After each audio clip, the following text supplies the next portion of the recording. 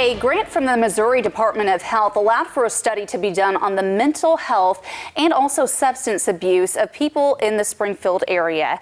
The findings were recently released, and here to talk to us more in depth about this story is Katie Towns, the Assistant Director of Health at the Springfield-Greene County Health Department. Thanks so much for being here. Thanks for having me. So first, mental health and substance abuse. What was the purpose of this study and why put those two together? Sure. So in 2016, the Health Department joined the local hospitals, and we conducted a community health needs assessment to really look at what are the most pressing needs for our community related to health, and then how do we start to address those things. And within that assessment, we concluded that mental health was one of the top priorities for our community. And so knowing that we didn't have a clear understanding of what that meant and how far-reaching and the demand of services, the provision of services, all of those things, we knew we needed to gather more information. And so we pursued an assessment specifically focused on mental health and substance abuse. How was the research gathered? So we were able to secure funding. It was actually from Missouri Foundation for Health, and the funding helped us to hire on a team member, a consultant out of Portland, Maine, and their company is called Crescendo Consulting, and they had some expertise that they could lend to us in this process, since we had never gone through an assessment of this sort and sort of taken that deep dive into a specific issue like this. So they really helped us walk through the assessment, and it was a qualitative as well as a quantitative approach. So we gathered lots of information by talking to people throughout our community, leaders, individuals, just whoever might be able to sort of help us inform the issue. And then we took a look at some of the local data related specifically to mental health and substance abuse from providers. So let's talk about some of those results. The study shows Greene County suicide rates went up 71% from 2008 to 2017. So how does that compare to the national average? So unfortunately, this was one of the pain points in our study. Suicide rates have gone up, and they've gone up across the country. But unfortunately, in Springfield and Greene County, we are higher than the state and national averages. And so that's something that we're really taking a pause and trying to figure out how then we can respond appropriately, because we know that that's a challenge for our community. And one of the things that I think is most pertinent to address with that is that 90% of people who die by suicide have either been diagnosed or are suffering from a mental illness. And so we understand that suicide is really sort of indicative that there's a bigger problem with mental illness that we need to address. Is there a difference between men and women doing this? Men do have a higher rate of dying by suicide. So we also are exploring things like gender as a factor, and sort of why and how we can help combat some of those things.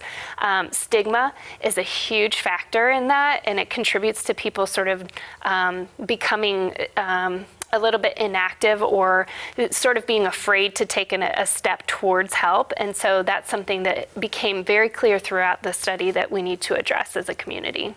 Now, the National Alliance on Mental Health Illness found half of all lifetime cases of mental illness begin before the age of 14, right, and 75% before the age of 24. And according to a Missouri student survey, an estimated 2,300 middle and high school students in Springfield public schools seriously considered suicide in 2018. So how do we combat these numbers, not only for students, but just for our overall population?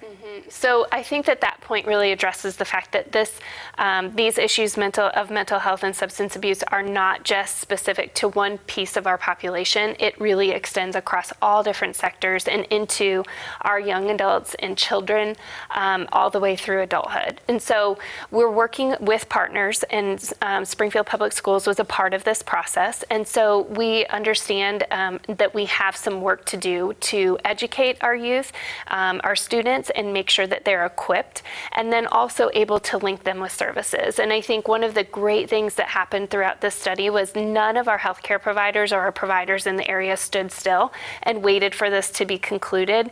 They jumped in and they started working on things. And so one of the most successful things that we've seen is a lot this sort of infiltration of access to services in some of the sectors. And Burrell has been forefront in leading us.